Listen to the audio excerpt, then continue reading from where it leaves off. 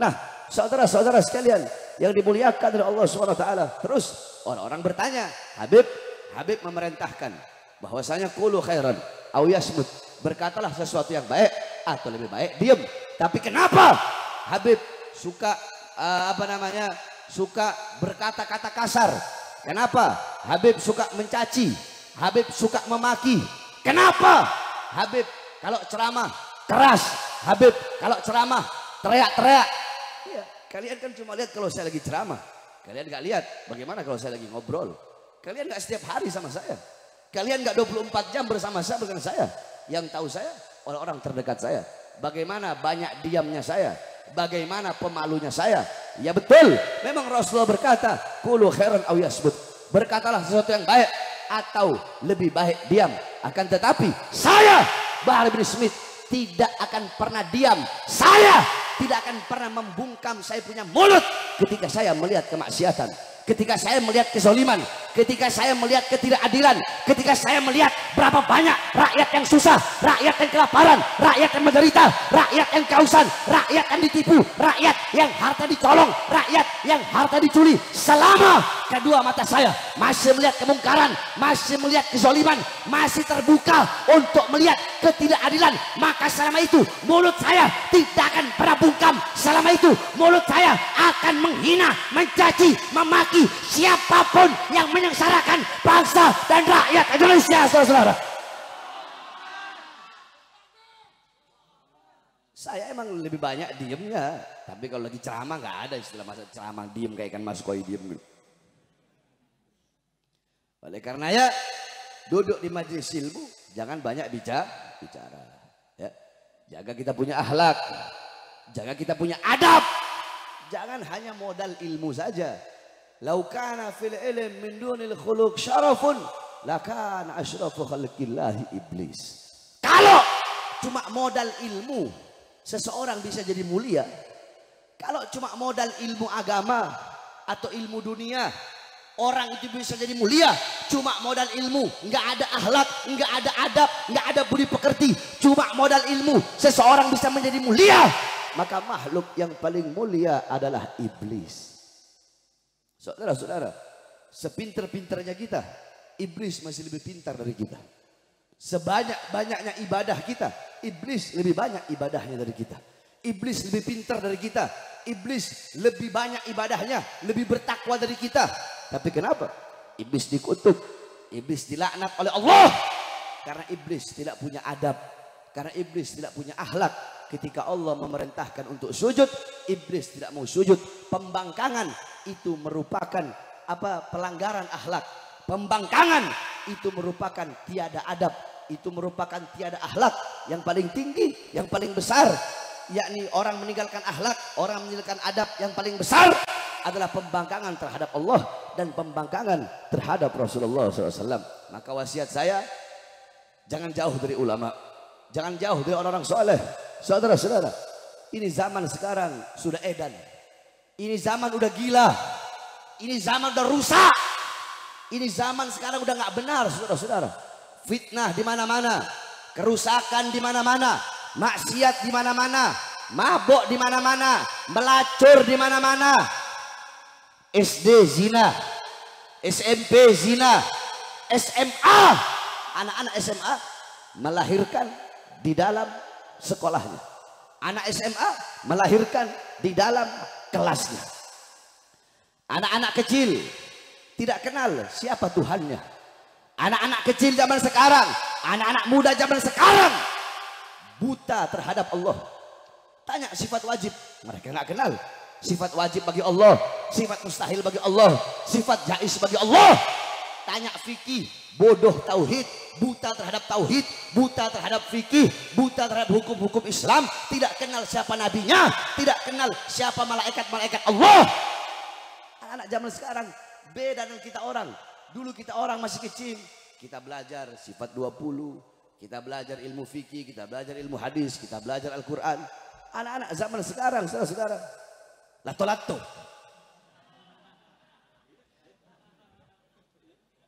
Saya pernah main lato-lato itu. Pagi, siang, sore, malam sibuk dengan handphone. Ayo saya tanya ibu-ibu, jawab yang keras. Anak-anak ibu, putra-putri ibu di rumah lebih banyak pegang handphone apa pegang Quran? Jawab ibu-ibu yang keras. Handphone apa Quran? Suaminya ibu-ibu lebih banyak pegang handphone apa Quran? Handphone apa Quran? Zaman sekarang mereka tidak kenal siapa Allah, siapa Rasulullah, nggak kenal apa itu iman, nggak kenal apa itu Islam. Mereka semakin hari semakin jauh dari baginda Nabi besar Muhammad Sallallahu Alaihi Wasallam. Bapak-bapaknya sibuk cari uang, sibuk cari nafkah, sibuk kerja pagi, siang, sore, malam untuk memberi makan jasad anak-anaknya, memberi makan jasmani anak-anaknya. Tetapi kalian sebagai bapak lupa memberi makan jiwa dan hati anak-anak kalian. Apakah kewajiban kalian sebagai bapak cuma bikin anak lahir, cari uang, kasih makan anak, udah? Kewajiban kalian sebagai bapak cuma ngasih makan anak, cari uang, ngasih makan, cari uang, ngasih makan. Jikalau kewajiban kalian sebagai bapak hanya memberi makan jasmani anak-anak kalian, apa bedanya kalian dengan binatang? Kalian belum bangun, binatang udah bangun lebih dulu mencari makan untuk anak-anaknya. Ada yang lebih wajib bagi kalian. Apa yang lebih wajib? Apa yang harus lebih kalian dahulukan, kalian utamakan? Memberi makan jiwa dan hati anak-anak kalian. Apa makanan jiwa? Apa makanan hati? Makanan jiwa, makanan hati bagi putra-putri kalian adalah ilmu. Maka tanyakan kepada diri kalian, berapa lama kalian menjadi sebab hati anak-anak kalian mati? Ibu-ibu, saya tanya, jawab ya. Emas, intan, permata, berlian, uang, ibu-ibu taruh di luar rumah, apa dikunci rapat-rapat dalam rumah? Di lemari. Kenapa nggak taruh di luar? Kenapa? Hilang, takut diambil orang, dicolong orang, dicuri orang, takut dirampok orang. Emas, intan, permata, berlian, uang, kalian kunci rapat-rapat dalam lemari. Tapi kenapa anak-anak perempuan kalian umbar seperti binatang? Apakah emas, intan, permata lebih berharga daripada anak-anak perempuan kalian? Saudara-saudara, Sayyidah Fatimah radhiyallahu anha, Sayyidatun Niswa fid dunya wal akhirah, pemimpin seluruh kaum wanita di dunia dan di akhirat. Habibah Fatimah, Sayyidah Fatimah setiap malam rumahnya selalu gelap. Orang bertanya, ya Imam Ali, apakah engkau tidak punya uang untuk beli lentera? Apakah engkau tidak punya uang untuk membeli lentera yang menyinarimu di kala malam, sehingga setiap kami lewat di depan rumahmu setiap malam rumahmu selalu gelap gulita? Apa jawab beliau? Sengaja kami matikan lentera di rumah kami ketika malam. Kami punya lentera, akan tetapi setiap malam kami matikan lentera di rumah kami. Agar apa? Agar orang-orang yang lewat depan rumah kami tidak bisa melihat sekalipun walaupun bayangan daripada anak-anak perempuan kami. Bayangan anak-anak perempuannya nggak rela dilihat. Kita orang zaman sekarang, anak-anak perempuan kita telanjang kita biarkan. Anak-anak perempuan kita membuka aurat kita biarkan. Anak-anak perempuan kita pacaran kita biarkan. Bahkan ibu-ibu sekarang, anak perempuannya punya pacar, bukannya dilarang, pacarnya datang antara anak perempuannya disuruh masuk, ibunya yang matikan lampu, saudara-saudara. Ini yang terjadi di zaman sekarang. Kerusakan di mana-mana. Istahalluz zina wa istibahul khumur. Berzina dianggap perkara yang halal, mabok dianggap perkara yang halal, judi dianggap perkara yang halal. Orang-orang tidak lagi malu mempertontonkan perbuatan dosanya dan maksiatnya. Islam dihina, mereka biarkan.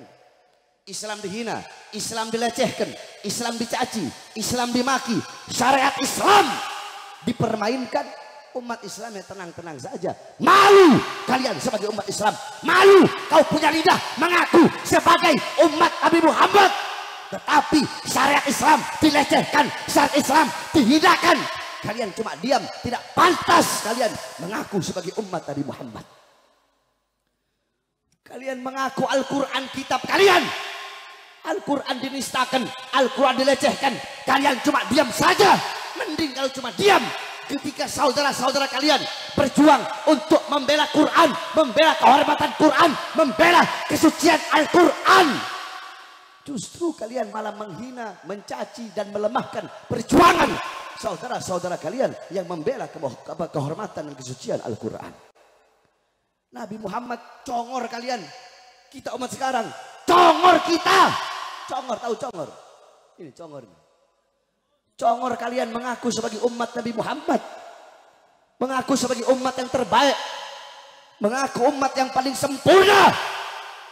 Tetapi Nabi Muhammad dihina, kalian cuma diam. Nabi Muhammad dilecehkan. Nabi Muhammad direndahkan. Diam. Terus mulutnya mengaku sebagai umat Nabi Muhammad Sallallahu Alaihi Wasallam. Giliran ada saudara-saudaranya yang berjuang membela kehormatan Nabi, malah dihina, malah dicaci, malah dimaki. Yang merusak Islam bukan orang kafir, bukan orang Yahudi, bukan orang Nasrani, bukan orang Kristen, bukan orang Buddha, bukan orang Hindu. Yang paling banyak merusak Islam, melecehkan Islam, justru orang Islam itu sendiri. Coba kau lihat, yang paling banyak hina Islam bukan orang kafir, orang Islam. Syariat Islam dianggap asing, pakaian-pakaian Islam dianggap asing. Ini zaman sudah gila, saudara-saudara. Kau pengen selamat dari zaman yang penuh dengan kerusakan, jangan engkau berlepas diri dari para habaib, anak cucu Rasulullah Sallallahu Alaihi Wasallam. Siapa yang mengatakan? Bukan saya yang bilang Rasulullah. Apa kata Rasulullah? Ahli baiti kasafinatin Nuh. Keluargaku, anak cucuku bagaikan perahu Nabi Allah Nuh. Yang naik selamat, yang nggak naik nggak selamat. Di zaman Nabi Nuh ketika ada banjir bandang, semua makhluk, mau binatang, mau manusia, yang naik perahu Nabi Nuh dipastikan selamat. Yang nggak naik, bahkan anaknya sendiri Kan'an tidak selamat karena tidak naik di perahu Nabi Allah Nuh. Nah, banjir bandang, kalau di zaman Nabi Nuh banjir bandang, di zaman sekarang banjir bandangnya fitnah, kerusakan, kemaksiatan, kemungkaran, ketidakadilan merajalela di mana-mana. Engkau pengen selamat, berpegang teguh kepada para habaib, kepada para anak cucu Rasulullah, insya Allah engkau bakal selamat dunia akhirat. An-nujum amanul ahli sama wa ahli baiti amanul ahli al-arad. Bintang-bintang pengaman bagi penduduk langit. Keluargaku, anak cucuku adalah pengaman bagi para penduduk bumi. Engkau pengen aman, engkau pengen selamat, jangan engkau jauh dari anak cucu Rasulullah SAW. Cintai para anak cucu Rasulullah Sallallahu Alaihi Wasallam. Hum itrati khuliqu min tinati fawailal lil mukadzibina bifadlihim. Man habbahum ahabbahullah, man abghadahum abghadahullah. Mereka keluargaku, mereka anak cucuku. Maka celakalah orang-orang yang mendustakan keutamaan mereka. Barang siapa yang mencintai mereka, Allah cinta kepadanya. Barang siapa yang membenci mereka, Allah pun akan membencinya. Oleh karenanya, ikuti para habaib, insya Allah engkau, kita semua bakal selamat dunia akhirat, aman dunia akhirat, damai dunia akhirat, tentram dunia dan akhirat. Cintai habaib, jangan pilih-pilih. Mau habib yang tegas atau habib yang lembut, mau habib yang bodoh atau habib yang pinter, mau habib yang masyhur atau yang khumul atau yang mastur, habib yang terkenal atau yang enggak, habib yang kaya atau yang miskin, cintai. Kalau ada orang, oh saya cuma mau cinta sama habib yang lembut saja, habib yang tegas, yang keras cara dakwahnya, saya nggak mau cinta. Atau sebaliknya, saya cuma mau cinta sama habib yang tegas saja, sama habib yang lembut-lembut, yang lembek-lembek, saya nggak mau cinta. Orang seperti itu bahaya. Orang seperti itu cintanya ada di mata, bukan cinta yang berasal dari dalam hati. Mahallul mahabbah, tempatnya cinta bukan di mata, bukan di telinga, tapi tempatnya cinta adalah di hati. Orang yang benar-benar cinta, pecinta sejati, dia akan menutup matanya, akan menutup telinganya, dan akan menutup mulutnya. Pecinta sejati bagaikan mayat, saudara-saudara. Matanya nggak bisa melihat, telinganya nggak bisa mendengar, dan lidahnya tidak bisa berbicara. Sekali lagi, saya wasiatkan, kalau orang-orang sekarang ini, kalau nggak mau berjuang, diam. Tadi saya bilang apa? Orang masuk neraka karena apa? Karena lidah. Saudara-saudara, Al-Imam Syafi'i, saya teringat ada satu diwan Imam Syafi'i. Apa nasihat Imam Syafi'i? Kata Imam Syafi'i, orang bodoh dia akan mengekspresikan kemarahannya itu dengan lidahnya. Sedangkan orang yang alim, dia akan mengekspresikan kemarahannya, ketidaksukaannya itu dengan perbuatan. Bukan hanya pandai bicara saja, akan tetapi menutup telinganya, saudara-saudara. Jadi kalau nggak mau berjuang, diam saja. Jangan udah nggak mau berjuang, bangsat iya, biadab iya, bodoh iya. Malah mencemooh, mencaci, memaki, menghina, dan ingin berusaha melemahkan perjuangan daripada orang-orang yang berjuang di jalan Allah Subhanahu wa Ta'ala. Di penjara nggak pernah kalian, di penjara nggak pernah, di borgol nggak pernah, terus sok-sokan mau menghina Habib Rizik, sok-sokan mau meremehkan Habib Rizik, sok-sokan kalian enak dapat uang dari pejabat, dapat amplop dari pejabat, kiai kontra, ustadz kontra, Habib kontra, dipuji-puji sama pejabat. Berdiri depan pintu sudah, berdiri depan pintu penguasa dengan mengharapkan pangkat, jabatan, tahta, kekuasaan. Habib Rizik organisasinya dibubarkan, santrinya, muridnya, laskarnya dibunuh, dipenjara beliau.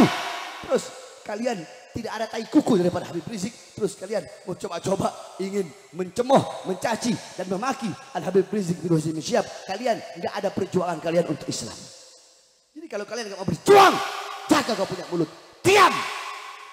Saya kalau ketemu orang yang berani jadi sosmed begitu, hina caci pakai FPI, hina caci pakai Rizik, ketemu sama saya tampar mulutnya. Saya mereka tuh congornya cuma berani di sosial media doang. Ketemu langsung, kalau nggak saya makan, bukan saya Bahar bin Smith, saudara-saudara. Iblis aja saya makan, apalagi orang-orang kayak begitu. Oleh karenanya kita doakan para habaib-habaib, para guru-guru kita, semua habaib, semua para guru khususnya yang perjuangan luar biasa. Imam besar kita Habib Muhammad Rizik bin Husaini bin Syihab. Mudah-mudahan Allah panjangkan umur beliau. Allah sehatkan jasmani dan ruhani beliau. Kemudian seluruh anak-anak beliau, putri-putri beliau, menantu-menantu beliau. Habib Muhammad, Habib Hanif, Habib Irfan. Saya punya keponakan Habib Alwi. Kemudian menantu-menantu beliau yang lain, seluruh laskar murid-murid beliau. Di sini nih di Pondok Cabe nih, alhamdulillah laskar-laskar lama semua ini. Mudah-mudahan semua perjuangan kita diridhoi oleh Allah Subhanahu wa Ta'ala. Dan kepada seluruh hadirin, tidak keluar dari ini majelis kecuali Allah penuhi kita dengan rahmat kasih sayangnya, dengan pengampunannya, maghfirat, hidayat, rahmat.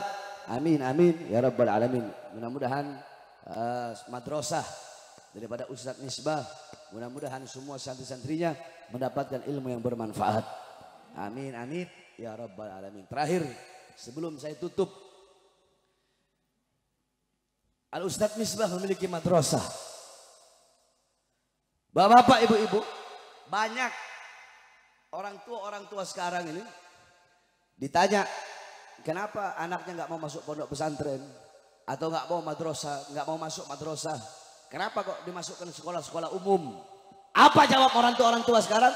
Kalau anak-anak saya masuk pesantren atau masuk madrasah diniyah, kalau nggak sekolah umum, nanti anak saya miskin, nanti anak saya susah, nanti anak saya kelaparan, nanti anak saya nggak makan, nanti anak saya nggak dapat kerjaan, nanti anak saya jadi gembel.